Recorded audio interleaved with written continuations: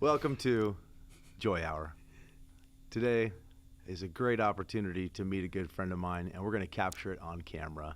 Al, it's good to have you in the studio. Man, love being here, bro. Thanks so much. I feel like I've known you forever. I know. Fast friends, man. It happens on occasion when there's divine intervention. Right? Yeah, man. Yeah, no, we just met 2 weeks ago because of a mutual friend. Yeah. And one guy says to another, hey, you two should meet. That's right. And so we were in the coffee shop this morning, and as we were there, I thought, man, I want to capture that part on camera. But love it, man. Here great. we are, That's great. And you'll find out why I want to capture these things on camera. Al's got a big heart. He's got quite the story, and all of us have a story. You have a story. And as you watch the Joy Hour show and learn more about the purpose of it, if you've got a story you'd like to share, please reach out to me. It really is, the purpose of this is to share conversations about what we've been through in life, to inspire others to talk about it and to say, hey, this is what I went through. I made it through it by using these tools, and this is what I'm doing with it. That's so right. What have you been through? How'd you get through it? What do you do now? Why do you do it? And so today we're going to hear a bit of Al's story and Al's heart and what he's involved in, helping others and coaching and speaking and so much that he does throughout the week and throughout the year to inspire others. I feel encouraged, challenged, and inspired even this morning in the first half hour of hearing him talk. I'm taking out my notes and writing things down. So it is an honor to have you in the studio today. Thanks, Tom. Appreciate you, man. Yes, love sir. being here. This is an amazing setup, man. What a blessing, for sure. It is a blessing. To have a this good reason to platform. move across the country. Yeah, what a crazy story. Seattle to Texas, man. Right. Nuts. Yeah. Love it. So far you're doing okay here in Texas. We haven't scared you away just yet, right? No. The only regret I have is that I didn't move sooner. Okay. I Texans like it. are very sincere. I'm still shocked every week as I meet more and more people, and the typical response is, welcome to Texas, and here's my phone number. If you need anything, let me know. That's it, man. And so it's been beautiful. So my wife and 3 kids and I are about 9 months. Okay. And so we can't quite say we've made it through the hottest part of the year yet, but here we are. That's right. Thank God for air conditioning. Getting rooted. Yes. But you're getting rooted. That's Yes, for sure. absolutely. Well, we're glad to have you, man. I love seeing good-looking, tall individuals show up to Texas, man, and bringing families that want to make an impact. So that's awesome, brother. Amen. Love it. Well, speaking of impact, I want to jump in, having you on the show today. A lot of people have heard, my story, and I do value and appreciate how interested you were this morning in asking about my life. Yeah, man. That set the tone right away for the depth that you have, the sincerity that you have. Even in those first 10 minutes, just you would ask me questions, and it made me feel special. And I think in this world, a lot of times people are in environments and circles where they don't feel special. Yeah, man. And so they just stare at their phone. And I think we need to do better at that. And you just encouraged and inspired me this morning to make sure I'm doing a good job at asking about other people's lives. And so I want to capture just a brief amount of your story and just speak from your heart, tell the audience a little bit about Al. Yeah, man. Well, I love the theme, the Joy Hour. I think it's really cool. I think joy in general surpasses happiness and feelings. Like joy is being content. Right. And I come from a place where a lot of people, not just myself, but a lot of people come from. Raised here in Texas, I got an opportunity to experience lots of sports and in school and things of that nature. But really the story starts back when my parents got divorced when I was 7, and that's not a story that's unique to me, obviously, but there's these things that start to pop up, like was I unworthy? Like what's wrong with me? What's different? And it had nothing to do with me. And I've got great parents, awesome dad, awesome mom, great step parents. But at the time, you don't know what's happening. Right. So this feeling of unworthy started to take root in my heart, and it became part of an identity that really I call a fake ID. And so I carried that with me for a while, and I was always acting out of trying to get out of that. How can I be more worthy? And it was usually through sports or, affirmation from people and, trying to be popular. And so all these things that I would do that was just really acting and trying to become what I had no idea I already was. And so Unworthy was the first one in third grade. I didn't tell you this story, but I went, my mom took me and my brother to go watch TCU and Texas play baseball here in Fort Worth. And, you know, I ran to school and said, hey, I think I want to play college baseball. And I was telling my friends, and I was a class clown, always trying to get attention, obviously. So my teacher didn't favor me too much in third grade. Right. And I'm not going to mention her name. She knows who she is. But it's amazing how, you know, at that age, how impacted you are by words. And out of the side of her mouth, she said, if you ever make it to college. So at that point, my dad, you know, has 14 brothers and sisters. My mom has 5. No one had gone to college. I have tons of cousins that I meet on occasion every day, on a yearly basis. And no one had gone to school. And I thought college was just for smart people. So she didn't say it, but what I captured was dumb. And so then I'm kind of walking through life trying to figure that out. And so now I'm unworthy and I'm dumb. And then the last big fake ID that I picked up was, you know, working at a prison, you know, wanted to be like my dad a little bit, and worked at a penitentiary. And basically my integrity was terrible. I lied, you know, cover my brothers and sisters that were officers, and got in a situation I couldn't get out of. And it drastically changed my life, because we basically, just like every other time, would get a little heavy-handed with an inmate, get out of control, and then lies started happening, and before you know it, I picked up, you know, the next fake ID, which was convicted felon. I pled guilty to obstruction of justice, which is a stain, it's a scar. Like, I really hadn't been in trouble much, but those fake IDs I picked up along the way, and, you know, unworthy, dumb, and convicted felon are not really cool to be walking around with. But man, God changed my life. I mean, God transformed me dramatically. And before I pled guilty to obstruction of justice, I dropped to my knees and said, God, I'm done. Like, obviously I suck at running my life. It's not going well for me, and you probably have a better plan than I do. And so I'm going to follow you. If I go to prison, if I don't, I'm following you either way. And so once I did that and pled guilty, the most amazing thing happened. I just started going to church. I told you that part of the story. And my daughter was about to be born in 2000. And the assistant U.S. attorney of the Eastern District of Texas was the prosecuting attorney. And I see her, and she sees me, and she's the one that gets to recommend my sentence for pleading guilty. And she recommended probation. Wow. So I started picking up these fake IDs, and then little by little, God started to change me and said, you're worthy because you're a child of God. Right. Not by what you do, but who you are. Yeah. Secondly, the dumb became, I started learning about emotional intelligence, which I coach a lot of people on that now. I started to learn that, man, I can see things. God's given me gifts of discernment and being able to read situations and environments. And so I use that to help people now. So I'm not dumb. I've got emotional intelligence enough to be able to serve people where they're at. Right. And the last one, the convicted felon, you know, it's not going away. It's on my record. So with that one, man, it's changed dramatically now. I was locking people up when I was working in the prison. I was almost locked up during the conviction. And now I unlock people's potential. Wow.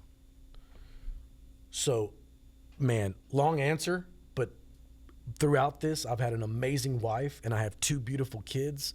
My wife of 27 years, Anna, stuck by me through thick and thin. And my kids, 22 and 25, have been amazing, and they've grown so much with us in our spiritual journey. And it just made me who I am. And now I want to help people, just like you, Tom. We have the same heart, bro. Yeah. Like, and I just think there's so much perspective that we have that we can provide to others to help them get out of their own way. Look to the one who changes everything, and life changes, man. Freedom occurs, and it's a blessed life, and you have the ability to love God and love people.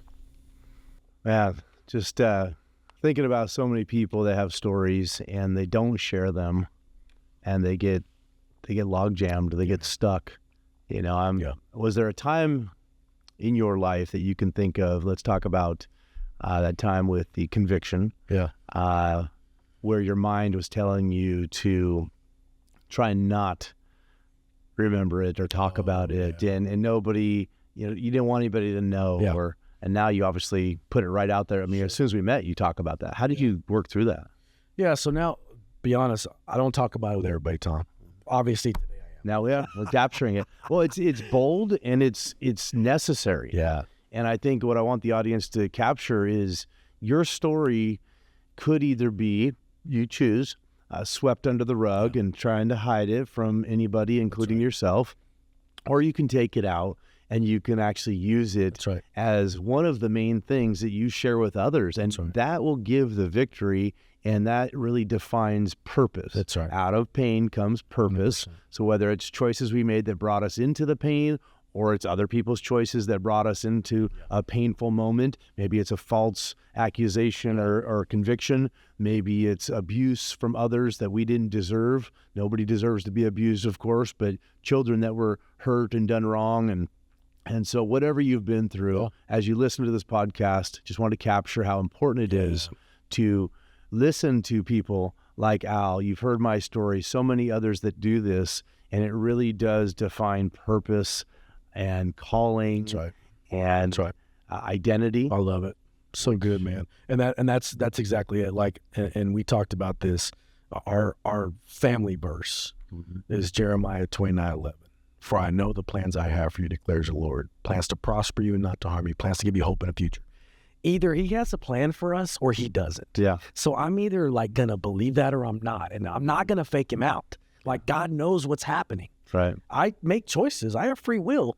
But ultimately, God is with me throughout all this. Right. And I look back and I'm reflecting and I go, man, God, you were everywhere. And so your question to me about, was I ashamed? Was it hard for me? Yeah. Like, I was embarrassed. Yeah. Like, I was at the lowest. I'd never had problems with confidence because my confidence came from other things. It never came from the right thing, but it came from other things. And this was like a big blemish. So there was a time when I was like, I could play like I was confident, but I wasn't. And I'm sure it came through because authenticity, travels the fastest, right? The truth just vibrates and it resonates with people. So people saw that. And you just never feel comfortable in your skin when you're not authentic. Yeah. And I'm not saying that I come out and say it all the time. Like, I say it when I feel like God's calling me to, hey, say this, like, share this.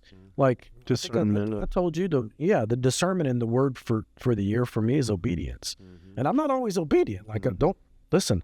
I'm a work in progress. Right. There are times when I turn it down all the time. Yeah. I'm like, nah, God, thank you, but not today. I'm gonna keep that one. I'm gonna hold that one to me. So, but I think it is, man. Like, the more I'm getting comfortable with my identity, then it becomes I'm less focused on what others think. Right. And I don't mean that in the wrong way. Like, I'm not like, wow, I know some people say, I don't care what others think. You're lying. Yeah. Everybody cares. So don't lie. But there are going to be people that, because I said I'm a convicted felon, think differently about me. And that's okay. Yeah. Like, I'm completely okay with that. Yeah. When they get to know my heart, then maybe that shifts it. But if not, man, there's people for every type of person. And I might not be everybody's cup of tea, as you and I talked about earlier. You were talking about, hey, maybe I'm over the top sometimes and some people are going to love me and some people aren't. And just being okay with who you are because I know whose I am. That's good. And he created me this way. So there's going to be people that resonate with. It's not going to be hiding in fear and running from those things and the stories.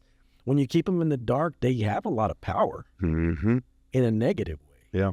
But when you bring them to light, they lose their power negatively. And then it brings about a different power, which is, I believe, what God starts to the design he has for us is to share these things so that people can be encouraged in their journey.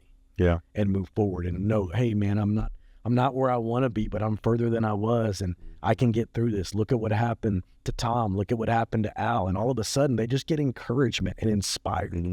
And then it helps them move forward in their relationships, which I know you got an amazing marriage ministry that's coming and you got big things coming for that. That's going to change. Like, what y'all are doing is going to change legacies, dude. Yeah. Like, it's going to be amazing. And it's only because you're able to share your story. So you change one life. Who's to say it's not all worth it? Yeah. Because it is. Yeah. There was a voice that once in a while it still creeps up, but it's pretty much dead now. Took a lot of work, but that voice I used to think was, other people saying things, but a lot of times it wasn't. It was my own mind saying, tone it down, or, hey, tell people about the alcohol, but not about the unfaithfulness, adultery. Don't tell them about the pornography, tell them about the cigarettes. And, people don't want to hear all the details, Tom. And there's lots of voices that would go through my head. And recently, because of people I've been around, mutual friends of ours, coaches, speakers, authors, where they've taken what you would consider the most shameful or embarrassing things of their life, and they've literally impacted thousands and thousands of people, and they've kept a sense of humility, knowing it's not about us in the first place. That's right. We are just to be God's hands, God's feet, and God's mouthpiece to say, this is what he did in my life, sir, ma'am. I believe that he could do it in yours as well. And so I think the more authentic we always are, the more vocal we are with our stories, that will show us our unique, what I call harvest field. Oh yeah. Or that's great. Our people. Yes. And love everybody. That's right. But understand, you're not supposed to be a chameleon that tries to change who you are so that more people like you or don't like you. It's just be yourself. What's your story? I like to say, when people ask what the Joy Hour show's about, is we share what we've been through, how we got through it. We share a glimpse of what we still go through. That's right. That's right. I have depression creep in quite often, anxiety all the time, temptation all the time. Yes. But how do I work through that on a daily basis, a minute by minute basis throughout the day? And I've got a plan that has worked for me as far as overcoming those challenges. So there's never perfection. It's progress. That's right. But with this, you've gone through and you just captured just a brief glimpse of that. But you talked earlier about identity. And again, if somebody's struggling to be bold with their story, what's the first step that they can start to do to step out on the water and go ahead and talk about some pain they've been through? Any advice? Yeah, man, I think it does start all with identity, to be honest. And I think one of the things that I've walked people through is, like, at some point, you will be grateful for that challenge. And helping people think about that is, how did it bless you? Like, what was the blessing in it? Count it all joy when I go through trials of many kinds. Like, that's foreign, and I don't like it. I don't like it when I'm going through it. But man, when I see what happened because of it, and I can see the other side. Now, I do think this is where you and I are very similar. I think it takes an optimistic outlook. Because you have to be able to see the good. And that's a lens that you probably look through more often. And when you're coaching people, that's the lens you're giving them sometimes, so they can borrow your lens of optimism. And man, what an amazing thing, because look how you are now. Like, let's say you had a bad father. Well, look at the father you are to your kids. Like, do they love you? Do they, like, what are your thoughts? So it's interesting. Helping people with perspective helps. I think the identity piece, man, I challenged someone the other day. I go, you are going to struggle your entire life until you figure out your identity. And I can tell you, now this person is not a believer in Christ, which is okay. Like, this is, everybody can learn this. It's a journey, right? So I said, go look up, who does God say I am, in Google, and go see what word resonates with you. Because you do not get to pick your identity. You don't get to pick it. Like, you were created. I was talking to someone that has a construction company. I said, well, what was the last thing you built? And he told me a building, and he gave me the name. And I said, so when did it become that? He goes, what do you mean? I saw the blueprints. I built. I said, yeah, but when did people drive by and go, that's a store? Well, when it was finished. And I go, that's the exact same way I think about identity. Like, when you were built and created, you were given an identity. You don't get to pick it. The store can't change its name. It's named. So that's what I go back to. Like, that's how you grapple with what's your identity. Who does God say you are? Because he created you. So you don't get to, and no one else gets to, and circumstances don't get to. And I just think that's such a clear answer, but that's only my viewpoint. I just feel like that's an easy way to help people relate to it, to really understand who they are. And that's when the stories, the challenges, the struggles become a little more transparent. You can be a little more vulnerable, because you never know who it's going to have an impact on. And with the reach of social media and the internet now, or writing a book, you can get it out there. And again, put it out there, give it to God, and let's see who it reaches. You never know who's going to share a podcast or forward it to somebody. And that's what's really helped me a lot in the last few years of being able to speak out on the things that I did, the choices I made. They used to bring a lot of embarrassment.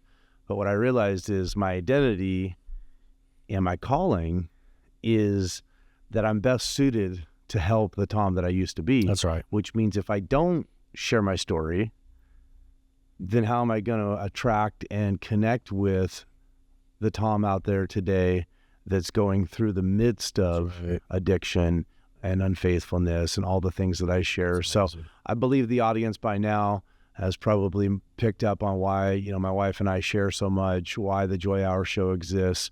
But, Al can reach and be more effective with some people that I can't, and vice versa. Mm-hmm.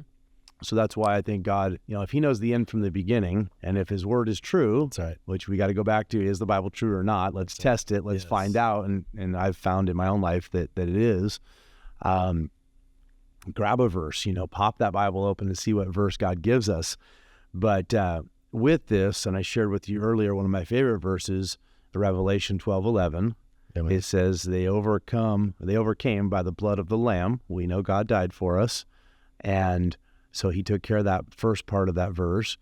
And they overcame by the blood of the Lamb and the word of their testimony. That's right. And they loved not their life unto the death. So there's 3 steps there. God died. I'm supposed to share my story, and I'm not supposed to care, respectfully, what others think. That's right. Not to be rude, but just I'm sharing this with boldness and authenticity to reach that young man, middle-aged man, old man, any of y'all out there, to say, hey, there's others that have been exactly where you are. That's right. It's okay. That's right. And normalize those conversations. As long as there's breath, there's hope. Yes. You can take these life circumstances that happen and turn them into a tool.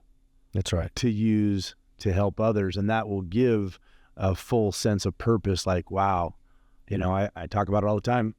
Somebody goes through bankruptcy. Okay.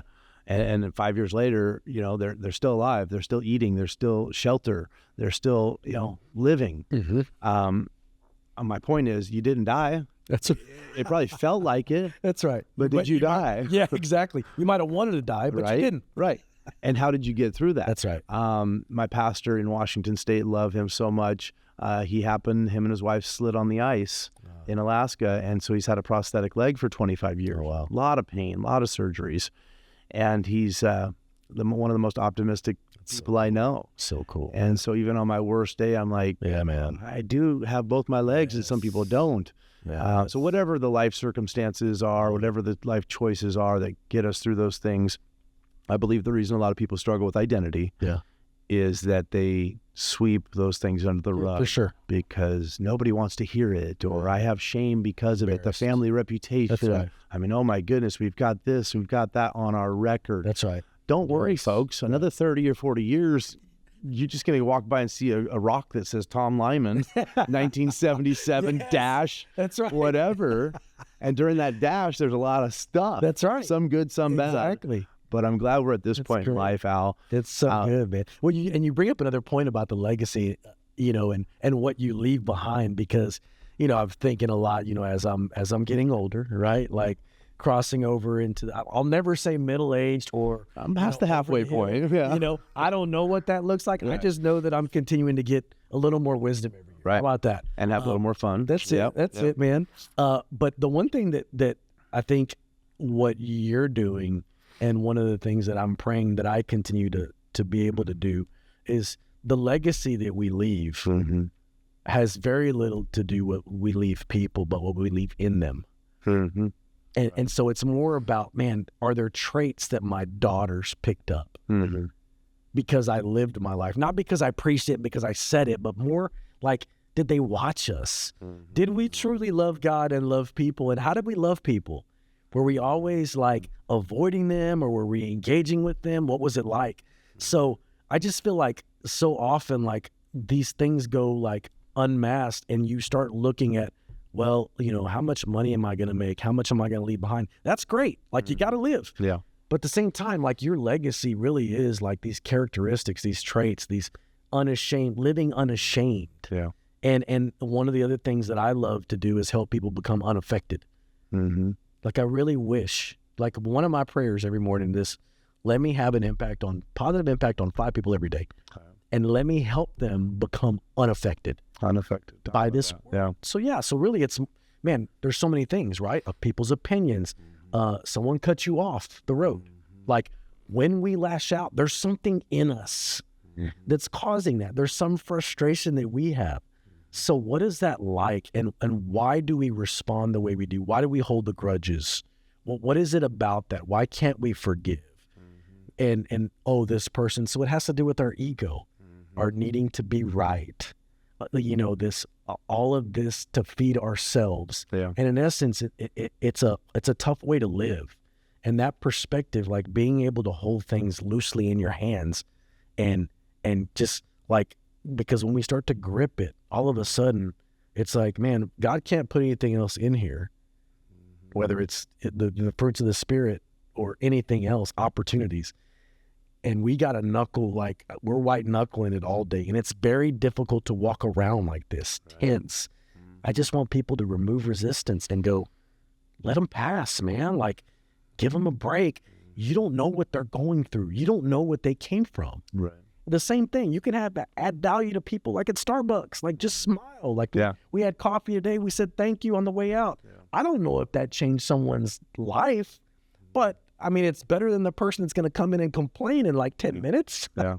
Right? So it's the unaffectedness allows us to focus on the things and be productive the way we need to versus putting energy in negative stuff. Yeah. So that's I can tell. And again, we just met this morning in person. I love this, Al. I can tell you've done a lot of work throughout your life as far as,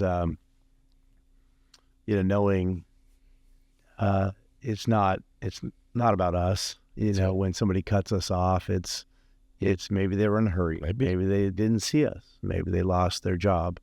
But that inner work that I'm assuming that you've done has got you to the point where most, if not all the time, you look in the mirror, you're proud of yourself, right? You love yourself. Yeah. And it's hard to say out loud though, by the way. Yeah, it is. But when it sounds weird when I say, oh, I love myself. People are like, what does that mean? That's right. Well, for 44 years of my life, I didn't really love most of my life. There were seasons, but I didn't really love myself. And so when you look at the great commandment, that's it. I love God and love your neighbor as thyself. Yes. I think that's one of the biggest struggles is we've got to put in enough work into ourselves where, hey, we may not be in perfect shape physically, but we're trying. Yeah. And you look good, by the way. Well, thank you. Most of my excess is under the table here. I try and get this. Yeah. It's strategically placed. I tell you what, man, but you look good up top. I'm getting close to 50. I'm finally back in the gym with my family. And thank you. It's always going to be a work in progress. That's right, man. I've been keep the temple holy. Amen. I've been almost 300 pounds, size 40. Really? I've been down to 210, but that was with the white powder. That's not healthy. So we wouldn't recommend that diet. Bad diet. Never do drugs. Drugs are bad. That's funny, man. But I'm about halfway right now, size 36 waist. My back pain isn't there. That's what I notice with myself. If I don't have the back pain, I'm proud of myself. Yes. When I start eating French fries and ice cream for 6 months in a row, and I'm back pain in size 38 or 40 waist, I'm not happy with myself. That's right. So whether it's physical, financial, most importantly spiritual. That's it. If I have internal conflict here, then somebody cuts me off on the road. Yeah, they're going to hear my horn. They're getting lit up. Exactly. Yeah, that's good. But we got to work on ourselves, and we got to get to the point where you do love yourself. I do. Yeah. And the Bible is talking about that. That's it, man. Do enough self-work, get a counselor, get a coach, get people speaking in your life that poke and prod and say, so what are you eating? Yeah. What are you buying? What are you spending your time and your money on? You said a couple nuggets this morning, briefly, calendar and check. Yeah, show me. So we were talking about priorities, right? And what people invest in and what they spend money in. And so we were talking about when you coach and, now getting paid for coaching, like, well, why would someone pay? And I'm like, well, I heard a great, message that show me your calendar and show me your checkbook. I'll show you your priorities. Yeah. Because where your money goes, your heart goes. Where your time goes, your heart goes. So when people say, well, can't afford this, can't afford the coaching, whatever it is. It's like, oh, you can afford it. You're just choosing not to prioritize it. And I promise you, we were also talking about like coaching for free, which happens all day, all the time. Like, let me be clear. Like, I coach lots of people without charging.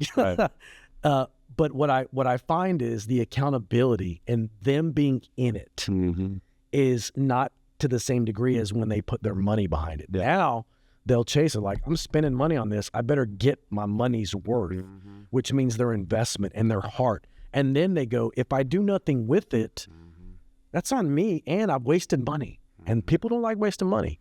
So that's what we were talking about. That's so good. You know, I think about my life in the last few years or so of doing that,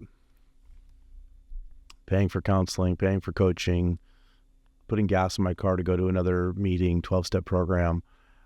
There's lots of free resources and options out there, but they still cost time. That's right. And it's a decision to get on a Zoom call for an hour when it's not the funnest topic or the funnest room, but you know it's going to help your spiritual man, or that's right, go to the gym and help your physical man. But what it's done, I just realized as you're talking there, is it's taken away my desire to just buy more clothes. That's it. That's good. To go to Starbucks every day. Yes. Sorry, to Starbucks. I should say coffee shop. Didn't mean to throw a specific place under the bus. I'm just from Seattle, so it's just what we call. That's what we call coffee, right? Right. Coffee is okay. That's right. You get my point, though. Is if I look at my receipts, and a lot of times men, probably women too, go so fast they don't really look at the receipts. That's right. But I look back, and if I totaled up the receipts every year of what I spent on things that didn't benefit my life, clothes, food, extra coffee, alcohol, of course, any of that, the toys, about a $50,000 dune buggy. I think it's depreciated down to 10 grand, and it's not a wise investment. We live and we learn, folks. But hopefully you learn. Yes, hopefully you do. I heard Maxwell says sometimes you win, sometimes you learn. Well, you only learn if you actually you never fail. Right. If you learn. But if you fail and don't learn the lesson and repeat it again, that's a failure. Yeah. So I'm proud of you that you haven't failed down that dune buggy road again. That means you learned. Yeah. And I've got people in my life now that I talk to before I spend. That's right. I.e. my wife. Pretty important one, guys. A lot of my worst choices ever were buying vehicles and toys, and I never even checked with her. I just bought it and pulled it in the driveway. She's like, really? We're still doing this, huh? And so love you, darling. I have a pastor. I have multiple pastors in my life that I go to and I counsel with before I make major decisions. Great. But that's great. With that, I have saved so many dollars through the years by not spending on useless things and investing into the right things. And so I just want to challenge people. So good how you said it. You know, look at your calendar. Look at your checkbook, look at your receipts. Yes. You know, it's one thing to say, hey, I want to save money. And the only way I can save money is if I make more and I get paid more and my boss needs to give me a raise. That's right. But, you know, you can also give yourself a raise by spending less. That's right. Yeah, for sure. So inspiring and encouraging people to try it. Yeah. You know, a few years ago, if somebody said pay for counseling, I'm like, no way. Right. Pay for coaching? Absolutely not. But it's what's given me a lot of victory because I value it. That's right. I pay attention to what I pay for. That's right. I value what takes away my time from doing something else, and I've got addicted to it actually in a good way. It's a different, better addiction, I would say. Amen. And change. You know, a lot of people are resistant to change. Yeah. I don't need to change. Everything's fine. Well, if it is, then I'm happy for you. Continue on. We talked about firing coaching clients in the previously is like, you're not gonna do the work. Hey, if you like what's going on, keep it going. Like, you're happy where you're at. And I think the way that people, when they want to, when you really want to dive deep and you want to know, is to have quiet time. Yeah.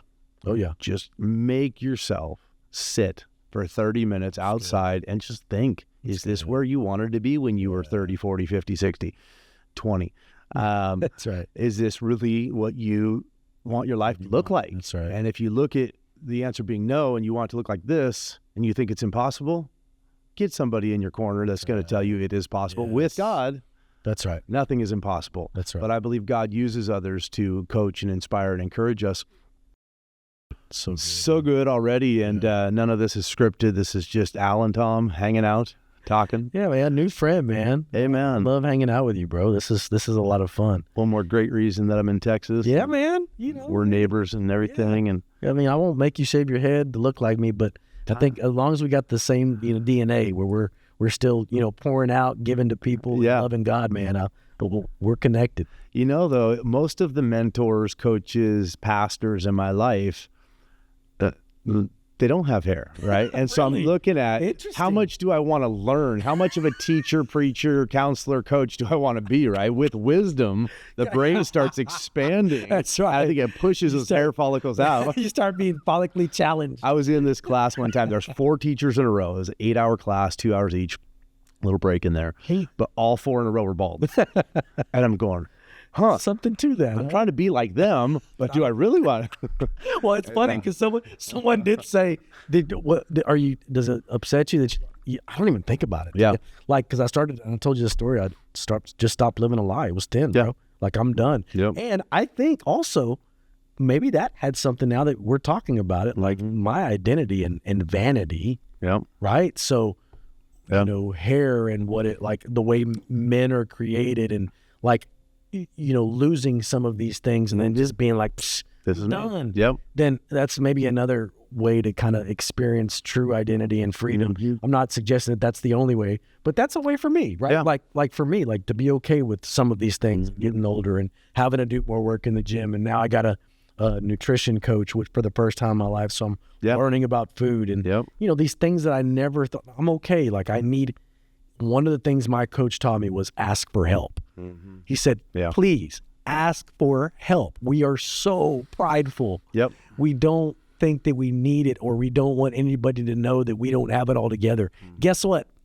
Everybody knows you don't have it together. Yeah, right. And I think when you're quiet with yourself, you realize you do too. Yes, that's right. I was in rehab, and the lady looked at me and said, "Son, you need to stop talking about all the good things in your life." And anyhow, long story, but she looks at me, she said, "And remember this, young man, your best efforts got you here." I talk about life humbling you. You can either humble yourself or life will humble you at some point. That's right. Sometime. There's lots of men that get to their deathbed, they're diagnosed with a few months to live, and then they have a lot of regrets, and they have a lot of wake up moments of, what was success? Was I successful? Oh my goodness, I got $10 million, but nobody's coming to visit me. What did I do with my time? And the Ebenezer Scrooge of the world. And so men really want to, and Al and I share a lot of similarities in our heart to reach men. That's right. To let you know, if you want to talk, number one, reach out. Yeah. But there's a lot of different ways you can look at success. Yeah. And I've been humbled a lot lately, financially, and it's still happening, and it hurts to know that 10 years ago I was way better off financially than I am now. And I thought it was supposed to be the other way around. The more I work, the older I get, the more savings I would have. Mm-hmm. But because of choices in life, a lot of that has gone away. Mm-hmm. And it hurts probably as much as maybe losing hair. But, we shed, things happen and choices. And, that's right. But whenever we really capture the moment and say, why am I here? What's my purpose? What's my calling? And it's to reach others and say, hey, there is a path that works. That's right. To changing for the better. That's right. And I wouldn't trade my life for anything right now. My spiritual man is great. My relationships are great. They're just getting better every day. The depth of relationships that you can't put a price tag on. That's it, man. I don't care if I go broke and lose all the rest of my finances. It's going to be okay. That's right. Because at the end of it all, looking at everything, what's the most important? Time with the ones you love, impact with others, leading your family, leading any others that you can, not because of us, but because God's given us some tools and some wisdom that's going to work to change. And so I look at that, and love it. I look at nice cars. I love nice cars, but they never brought me joy. Right. I tried one, then the other. Empty. It was empty. Right. Now I tell people there's nothing wrong with having a Ferrari, but if your identity is wrapped up in the Ferrari, if your pride and you just strut because of the Ferrari or the house or the jet or the vacations, you can pick up on that pretty quick, right? That's right. And so I don't want to be a prideful man that's full of ego because, I have a certain car or certain job or house, but more of knowing this could be my last day. We're capturing this video to reach out and help somebody. That's right. and lead them towards a better full life of joy. I love it. I love, again, the whole topic of joy, Tom, for me is like, I wouldn't change it, man. I know the struggles that I've been through, that you've been through. Like and this is really, and I shared this with you too, like this really is purpose. Like God has a plan for my life. Mm-hmm. He does. Yeah. And part of it was all the mistakes, all the jack-ups that happened. Yep. And so I wouldn't change anything. And what I really want people to take away is that, again, nothing happens to you. Don't stay a victim. Mm-hmm. Like nothing happens to you. And say it like you did earlier. Nothing happens. Yeah, nothing happens to you. It doesn't even happen for you. It happens through you for others. Yeah. So it's really like, we get to this place where it's like, I've heard all kinds of speakers say nothing happens to you, it happens for you. And I'm like, yeah, that's kind of, that's good. Yeah. But what's better is it happens through you for others, which is exactly what you're doing, which I was super shy about doing all this, 5 years ago. Yeah. But now I know, man, like I'm robbing people of an opportunity to get something that might help transform their life. And, I don't want to put a cap on it. Now, there's sometimes when I get ahead of myself and I do it in my own strength and I'm not trusting God and I'm like, this is what needs to be said. But again, this year it's like, man, just be patient, wait on me. I'm going to give you something to say and then just be obedient. Yeah. And that to me, like at some point in your life, you will get to a place where you're like, thank you, God, for all these challenges because it shaped me to be exactly who you wanted me to be for this time. Gold tried in the fire. Yeah, man. It's refining, bro. Like you can't get refined other ways. Like you gotta be in the challenge. Yeah. And I actually feel sorry for people that haven't gone through the junk that you and I have gone. Right. Easy. Like life is just right, mundane. Like cruising. Now, I'm not saying they can't have the same impact. Yeah. But I'm just saying, like, man, when you go through the valley, you understand what a mountaintop looks like. And just being able to stay even keeled throughout it all. Yeah. Like when people look at you now and you go through a challenge, they're like, dude, how's Tom even standing with all that he's going through? And you can go, this is not me, man. This is God. Yeah. Like I trust him now. Before I just trusted me. And that took me down this path. Then I was desperate and in despair. Yeah. Now I trust God. I know he's with me. He's never going to leave me and never forsake me, even when I screw up. Yeah. So I love that aspect of it. I love what you're doing, bro. And I'm just appreciative that we met, man. Me too. We're going to do more of these. And, I think about the exciting part of life where we can hear God's voice. And Solomon said it so well in Ecclesiastes. Man has two duties. Man's whole duty is to fear God and obey his commands. And, as a kid, I used to hear the word fear, like, oh, fear God, I got to be afraid, hell, No, it means to reverence, respect. He died on the cross for me. And so, God, would you do this? Would you say this? Would you yell back at this person because they cut you off? Would you send this email? Would you blow your top? Would you go to this place? Would you listen to this or watch this? Yes or no? And, years ago, somebody, came up with the WWJD, but that's right. It's so true. Like, what would he do in this situation? And it gives me pause on how I treat people. It gives me pause on how I constantly want to strive and be more like him. But I found it's in that sequence is fear God and obey his commands. So the more I feared him, the clearer I could hear his voice. So when he said move across the country, let's go. Obedience. That's your word for the year. And I'm gonna use that. Obedience is better than sacrifice, but to be obedient usually means sacrifice. That's right. But folks, it's interesting, the sacrifice too. We see it as a sacrifice. Yeah. But in actuality, what it's bringing is a more full life, and Tom is good, and his family is going to bless so many more people than he would have had he stayed where he was. Building an empire with more cars and more stuff and emptiness. Yeah, if you can, share this right now. Go ahead and forward this on. Like, subscribe, all that. The Joy Hour Show at Only Source. And so thankful for the audience listening to this. I pray that it encourages, inspires, and blesses everyone that listens to it and points them towards positive change in any area that they need. So we love you. And as we close out here, Al, I just want to ask another couple minutes here. Go into how a listener could find you, what it is that you could provide in any capacity, public speaking at businesses or events or coaching. You could probably speak a little more clear than I could on. Yeah, no, man. Just, I mean, you know, I'm on all the social platforms. I'm sure we'll post something. But ALH Leadership, it's AH Leadership is the company. AH Leadership. And so, you know, my wife is a master at operations and runs the company. And, you know, for me, it's more when people have a need of wanting to grow. I'm all about transformation. So are you, whether it's individuals or groups. Doing leadership coaching, it blesses me more than it blesses them. That's for sure. So I'll just say those are the opportunities that I get to go in and use gifts and use these challenges. And God has crazy things that come out of my mouth during those that I'm like, didn't think I was going to share that during this leadership, training right now. But I'm just trying to be obedient, man. It's the hardest thing, but also the most rewarding. You feel stretched, feel challenged. For sure, every day, bro. You know, I think all the stories in the Bible of men that were commanded, obey God, fear Him and obey His commands. You know, look up those stories. You know, Gideon and so many others that weren't qualified, but they went ahead and they put their faith over their fear. That's right. And they stepped out there. What is one or two social network platforms that you would point people to? Yeah, I mean, I'm on LinkedIn. So just Al, you can look up Al Herrera and look up, and then on, Facebook and Instagram, I'm on all those.